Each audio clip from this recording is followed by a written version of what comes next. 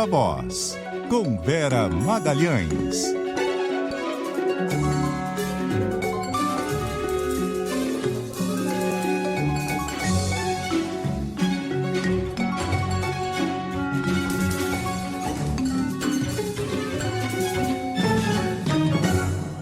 E aí, Vera?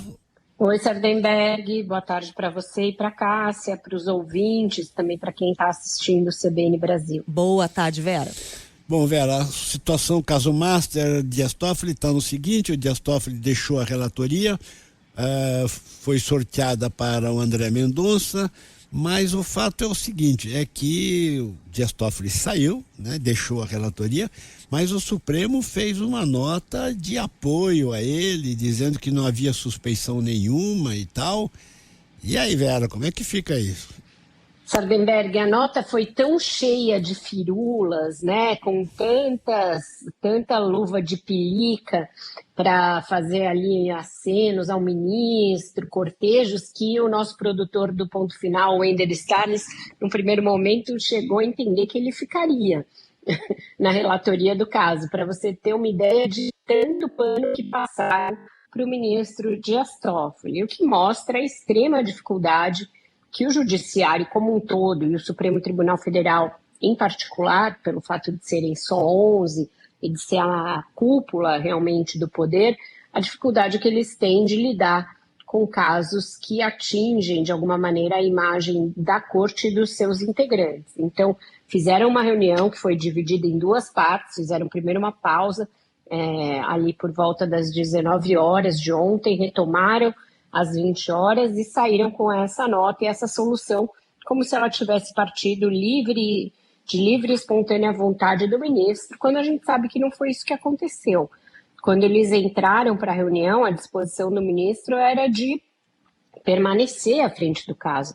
Ele chegou a despachar no caso ontem mesmo, depois das revelações feitas a partir do relatório da Polícia Federal, que foi entregue ao presidente da Corte, Luiz Edson Fachin. Então, foi o clima na reunião que fez o ministro perceber que a situação dele tinha se agravado e que aquele apoio que ele tinha internamente estava se dissipando, porque os ministros entendiam que esse desgaste ia recair sobre todos. E mesmo assim não foi algo dito com clareza, né, a ele. Foi também por meio de muitos rodeios e volteios que ele percebeu que o clima tinha se agravado, que as coisas tinham mudado de patamar e que, portanto, melhor seria ele se afastar.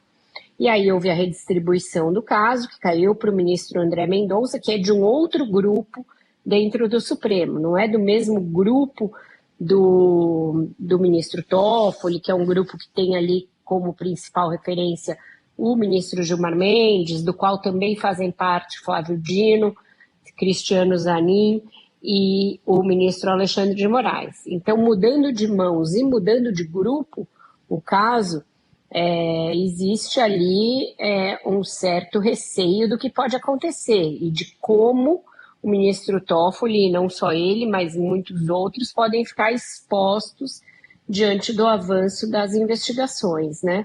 E da parte do Supremo, eu acho que fica ali muito patente, né, com esse caso e todo o seu desenrolar, a necessidade de uma reforma mais ampla, né, de costumes, de práticas, e eu falo disso na minha coluna de hoje. O Código de Conduta que o ministro Fachin vem defendendo é uma das partes, né, dessa mudança de cultura necessária, uma reforma mesmo das práticas do Supremo e do Judiciário, mas tem outras, né, a redução de decisões monocráticas, uma regra mais clara para essa questão dos impedimentos e das suspeições, quando isso derivar de algum interesse particular, né, de conflitos de interesses, e a sociedade cobra isso. Ficou claro agora que a sociedade está acompanhando, que ela não está satisfeita com a atuação do Supremo, a despeito da importância que ele teve na defesa da democracia, e que essas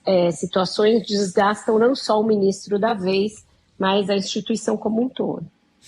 Você acha, eu fiz essa pergunta já, você acha que tem aí uma tentativa, porque o ministro André Mendonça andou, por exemplo, comentando sobre esse fato da Polícia Federal, para investigar uma autoridade, um ministro do Supremo, tem que pedir autorização ao próprio Supremo.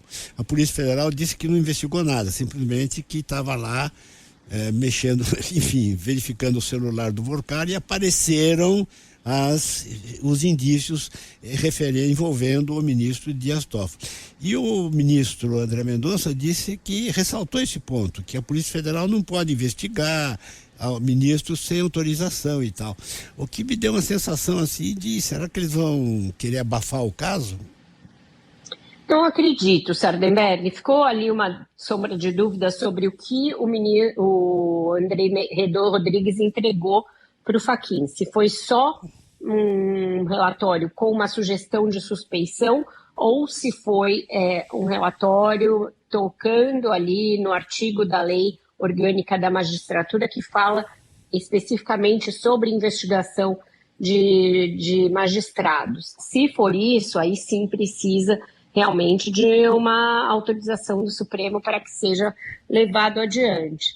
É difícil abafar, uma vez que já se tornou mais ou menos de conhecimento público que existem essas ligações, que existem transações financeiras entre a empresa familiar, da qual o ministro agora confirmou ser sócio, e um fundo ligado ao Banco Master. Então tem muita coisa que já é pública, que não vai dar para só voltar para dentro da caixa.